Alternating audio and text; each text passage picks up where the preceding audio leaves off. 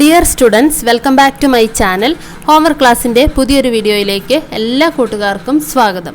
അപ്പോൾ ഇന്നത്തെ നമ്മുടെ ക്ലാസ് എന്ന് പറയുന്നത് ഇംഗ്ലീഷ് ക്ലാസ് ആയിരുന്നു. ഇംഗ്ലീഷ് ക്ലാസ്സിലെ പുതിയൊരു അധ്യായമാണ് സാറ് പഠിപ്പിച്ചത്. അതുപോലെ തന്നെ അതുമായി ബന്ധപ്പെട്ട് ഇവൻറ്റ്സ് എഴുതാനായിട്ട് സബ് ഇവൻറ്റ്സ് എഴുതാനും ഒക്കെയുള്ള പ്രവർത്തനങ്ങളും ഉണ്ടായിരുന്നു. അപ്പം നമുക്ക് ആദ്യം ഈ ഒരു അധ്യായം വായിച്ച് എന്താണ് ഇതിൽ പറയുന്നതെന്ന് മനസ്സിലാക്കാം. അതിനുശേഷം നമുക്ക് പ്രവർത്തനത്തിലേക്ക് പോകാം. ഓക്കെ, അപ്പോൾ നമുക്ക് സ്റ്റാർട്ട് ചെയ്യാം നമ്മുടെ ചാപ്റ്ററിൻ്റെ പേരെന്താണ്? The pied piper of Hamlin. Hamlin എന്ന് പറഞ്ഞാൽ ജർമ്മനിയിലെ ഒരു ടൗൺ ആണ്. ഓക്കെ, അപ്പോൾ അവിടെ നടന്ന ഒരു സംഭവമാണ് ഈ ഒരു കഥയായിട്ട് വന്നിരിക്കുന്നത്. നമുക്കൊന്ന് വായിച്ചു നോക്കാം. Hamlin was A small town in Germany. The town was full of rats. They were in houses, inns, shops, schools and in every street. Rats became a serious problem. Everyone wanted to find a solution for it. എന്തൊക്കെയാണ് നമ്മുടെ first പാരഗ്രാഫിൽ പറഞ്ഞിരിക്കുന്നത്? Hamlin എന്ന് പറയുന്നത് ജർമ്മനിയിലെ ഒരു ചെറിയ town ആണ്, പട്ടണമാണ് അല്ലേ. അവിടെ എന്താ സംഭവിച്ചത്? ആ ടൗണിൽ നിറയെ റാറ്റ്സ് ആയിരുന്നു. റാറ്റ്സ് എന്താണെന്ന് നിങ്ങൾക്ക് അറിയാലോ, എലികൾ അല്ലേ. നിറയെ എലികളായിരുന്നു. എവിടേക്കാണ് എലികളെ കണ്ടിരുന്നത്? they were in houses, inns, shops, schools and in every street അല്ലേ. ആ തെരുവിലെ, ആ പട്ടണത്തിലെ ഓരോ തെരുവുകളിലും വീടുകളിലും ഷോപ്പുകളിലും സ്കൂളുകളിലും എന്ന് വേണ്ട എവിടെ നോക്കിയാലും ആ ഒരു പട്ടണം നിറയെ എലികളുടെ ശല്യമായിരുന്നു. പിന്നെയോ rats became A serious problem. എലികൾ വളരെ ഗുരുതരമായൊരു പ്രശ്നമായി തീർന്നു. Everyone wanted to find a solution for it. എല്ലാവർക്കും അതിനൊരു പരിഹാരം കണ്ടെത്തണമെന്ന് എല്ലാവർക്കും മനസ്സിൽ ഉണ്ടായിരുന്നു, അല്ലെങ്കിൽ അവർക്ക് ആഗ്രഹമുണ്ടായിരുന്നു. ഓക്കെ, അപ്പോൾ ഇതാണ് നമ്മുടെ first paragraph. Then second paragraph. The mayor had often held meetings with the people of the town to discuss the problem. In the beginning, they thought that cats would drive away the rats. But it was very difficult to find large number of cats. They were in a real dilemma. എന്താണ് സംഭവിച്ചത്? അവിടുത്തെ mayor എന്ന് പറയുന്നത് അവിടുത്തെ ഭരണാധികാരിയാണ് അല്ലേ. അദ്ദേഹം ഇടയ്ക്കിടയ്ക്ക് മീറ്റിങ്ങുകളൊക്കെ സംഘടിപ്പിക്കാറുണ്ടായിരുന്നു. എന്തിനു വേണ്ടിയാണ്? ആളുകളുമായിട്ട് ഈ കാര്യം ഡിസ്കസ് ചെയ്യുന്നതിന് വേണ്ടി അല്ലേ. ഇനി എന്തായിരുന്നു അവർ കണ്ടെത്തിയ ഒരു solution? In the beginning they thought that cats would drive away the rats. ആദ്യം അവർ ചിന്തിച്ചു കുറച്ച് പൂച്ചകൾ ഉണ്ടായിരുന്നെങ്കിൽ ഈ എലികളെയൊക്കെ ഇവിടെ നിന്നും ഓടിച്ചേനെ അല്ലേ. പൂച്ചകൾ നമുക്കറിയാം, പൂച്ച എലിയെ പിടിക്കും അല്ലേ. But it was very difficult to find large number of cats. പക്ഷേ ഇത്രയേറെ എലികളെ തുരത്തണമെങ്കിൽ ഇത്രയ്ക്കും എണ്ണം പൂച്ചകളും വേണം അല്ലേ. കുറച്ച് പൂച്ചകളെ കൊണ്ട് സാധിക്കുമോ? ഇല്ല. അപ്പം അത്രയും പൂച്ചകളെ കണ്ടെത്തുക എന്ന് പറയുന്നത് വളരെ ബുദ്ധിമുട്ടുള്ള കാര്യമായിരുന്നു. അതുകൊണ്ട് തന്നെ they were in A real dilemma. അവരൊരു ആശയക്കുഴപ്പത്തിൽ അല്ലെങ്കിൽ കൺഫ്യൂഷനിലേക്ക് എത്തിച്ചേർന്നു. എന്താണ് ചെയ്യേണ്ടതെന്ന് അറിയാതെ. ഡിലേമ എന്ന് പറഞ്ഞാൽ ഒരു ആശയക്കുഴപ്പം അല്ലെ, കൺഫ്യൂഷൻ എന്നൊക്കെ നമുക്ക് പറയാം. ഓക്കെ, ഇനി എന്താണ് ബാക്കി സംഭവിക്കുന്നതെന്ന് നമുക്ക് നോക്കാം. One day a stranger came to the town of Hamelin. He carried a pipe with him. He had a stern look and walked straight to the mayor's office. He faced the mayor of Hamelin and said, It is well known across Germany that Hamelin has a problem of rats. I will get rid of all the rats. What would my reward be? For a moment the mayor was stunned. It was difficult for him to believe that a single man could do it. എന്തൊക്കെയാണ് പറയുന്നത്? അങ്ങനെ ഇരിക്കുമ്പോൾ, അതായത് ഹാംലിനിലെ ജനങ്ങൾ റാറ്റ്സിനെയും കൊണ്ട് പൊറുതിമുട്ടി ഇരിക്കുകയാണല്ലോ, അവർക്ക് സൊല്യൂഷനൊന്നും കിട്ടിയില്ല. അങ്ങനെ ഇരിക്കുന്ന ഒരു ദിവസം ഒരു സ്ട്രേഞ്ചർ, ഒരു അപരിചിതൻ ആ ടൗണിലേക്ക് വന്നു. എന്നിട്ടോ അയാളുടെ കയ്യിൽ എന്താണ് ഉണ്ടായിരുന്നത്? He carried a pipe. ഒരു പൈപ്പ് ഉണ്ടായിരുന്നു അയാളുടെ കയ്യിൽ, ഒരു കുഴൽ. ഓക്കെ, അയാളുടെ ലുക്കിനെ പറ്റി പറഞ്ഞിട്ടുണ്ട്. He had a stern look and walk straight to the mayor's office. അയാൾക്കൊരു നല്ല സ്റ്റേൺ ആയിട്ടുള്ള ഒരു ലുക്ക് ഉണ്ടായിരുന്നു. അയാൾ മേയറുടെ ഓഫീസിലേക്ക് നടന്നു. He faced the mayor of Hamelin and said. അയാൾ മേയറുടെ അടുത്ത് ചെന്നിട്ട് പറഞ്ഞു. എന്താ പറഞ്ഞത്? It is well known across Germany that Hamelin has a problem of rats. ഈ ജർമ്മനിയിൽ മുഴുവനും അറിയുന്ന ഒരു കാര്യമാണ് ഹാംലിൻ പട്ടണത്തിൽ എലികളുടെ ശല്യമുണ്ട് എന്നുള്ളത്. I will get rid of all the rats. ഈ എലികളെല്ലാം ഞാൻ ഓടിച്ചു തരാം. What would my reward be? എന്താണ് എനിക്ക് പ്രതിഫലം നൽകുക? എന്താണ് ചോദിച്ചത്? ജർമ്മനി മുഴുവനും അറിയാം ഇവിടെ ഇങ്ങനെ റാറ്റ്സിന്റെ പ്രോബ്ലം ഉണ്ടെന്നുള്ളത്. ഞാൻ അതിനെല്ലാം ഒഴിവാക്കി തരാം.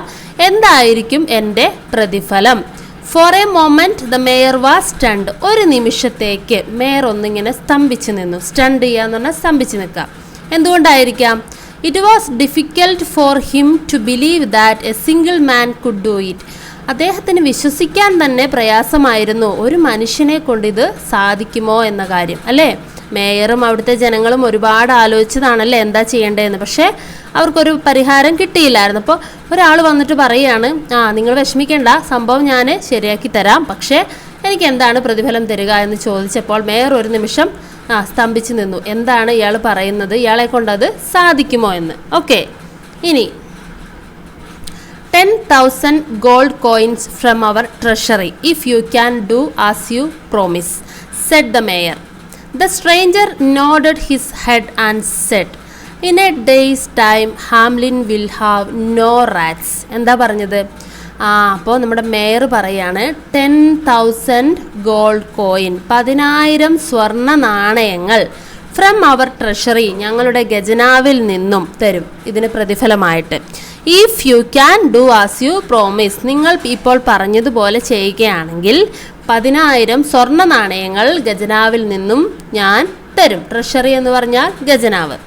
The stranger nodded. അപ്പോൾ എന്ത് ചെയ്തു? അയാൾ തലയാട്ടി. എന്നിട്ട് പറഞ്ഞു, ഇൻ എ ഡേയ്സ് ടൈം, ഒരു ദിവസം എനിക്ക് സമയം തരൂ. Hamelin will have no rats. അതോടുകൂടി ഹാംലിൻ പട്ടണത്തിൽ പിന്നെ ഒരൊറ്റ എലികൾ പോലും ഉണ്ടാവുകയില്ല എന്നാര് പറഞ്ഞു? സ്ട്രേഞ്ചർ പറഞ്ഞു.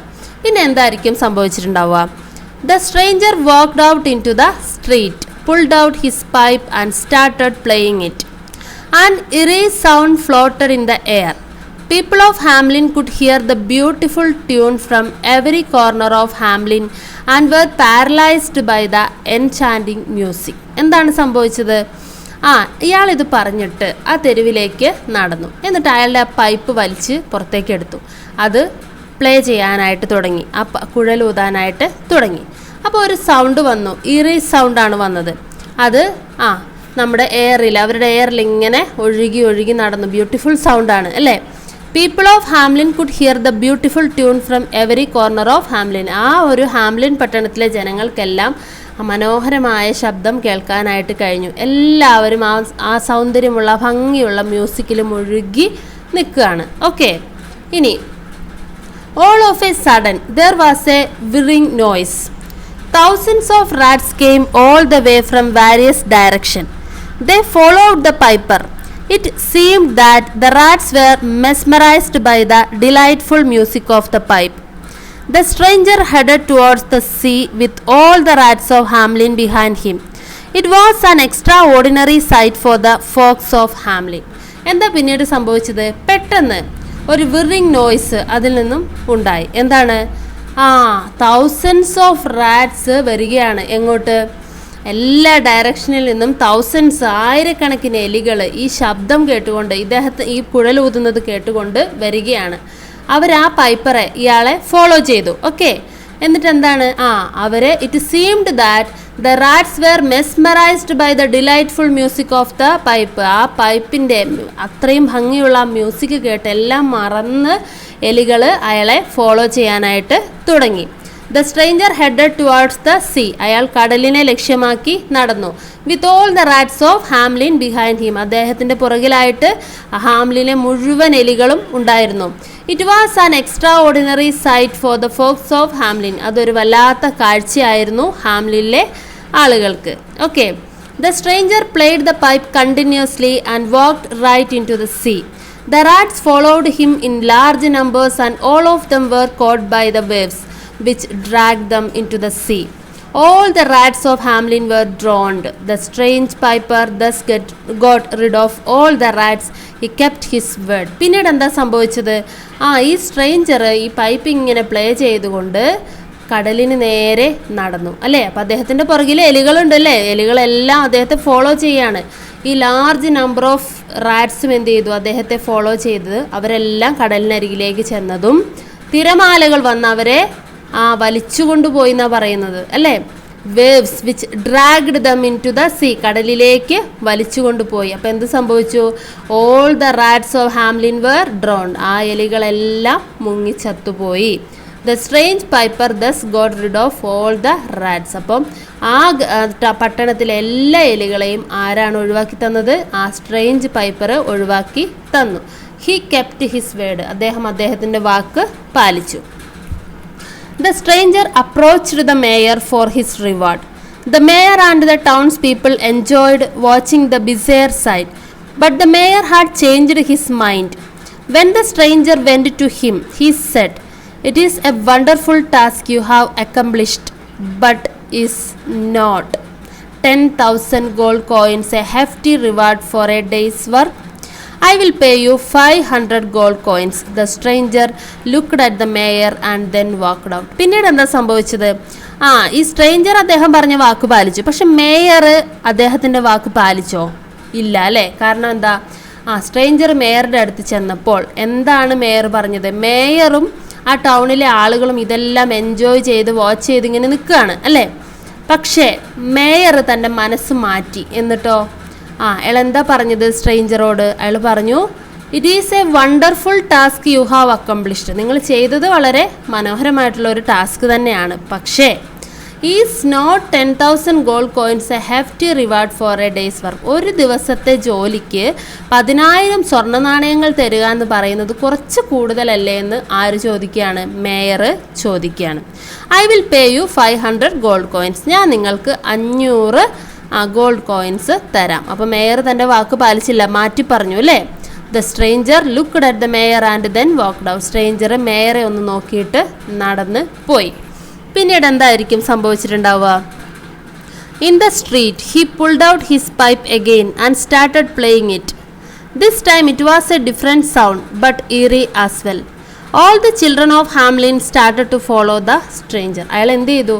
അയാൾ ആ ഒരു തെരുവിലേക്ക് ചെന്നിട്ട് വീണ്ടും തൻ്റെ പൈപ്പ് പുറത്തെടുത്തത് ഊതാനായിട്ട് തുടങ്ങി.